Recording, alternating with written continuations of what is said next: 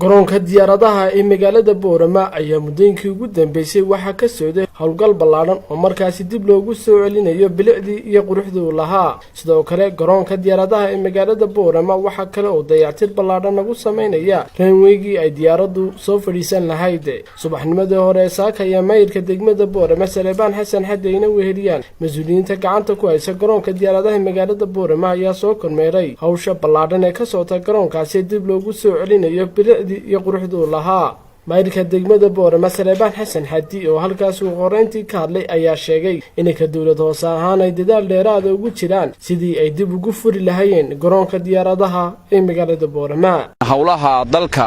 wax laga qabanayo uuna ka mid yahay airportku waxaan rajaynaynaa sida ugu dhaqsaha badan inuu noogu dhamaado dhaqaalaha meeshan doonaan ka keeno xukuumadda sare waan sugnaa waan la kaashanaynaa haddii la yiraahdo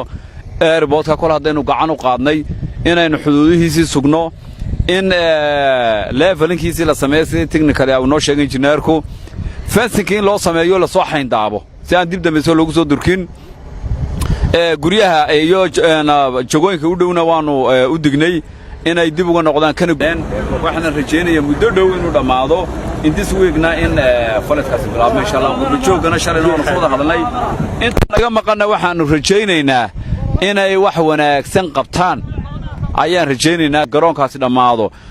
sidaan uu lagu dayn maayo inaan roog dhignana qorshahayagu yahay roog inaan dhigno uu yahay qorshahayagu haddii Ilaahay yiraahdo waana noo suurtagelaysaa wajiga cusub ee haddaan ku bilowna marka la waxaan maanta wadnaa dib u dayactirka garoonka degmada Boorama kaasoo ah garoon baaxad leh cabirkiisuna yahay balac 50 mitir dherer 2 kiiloomitir iyo badh kaasoo lagu sameyn doono shaqadu wata socota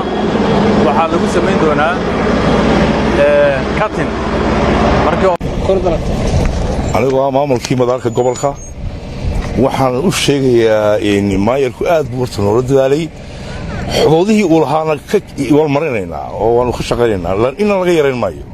anagu ku hadlayay wasaaradda maamulkii garoonka si wanaagsan hawl wanaagsan buu ka qabanayaa madaarka inta wax u soo kaco madaarka yimaado oo hagaajiyo oo dhisa waa la waayay waxa ku amaanan duqa magaalada maanta ku amaanan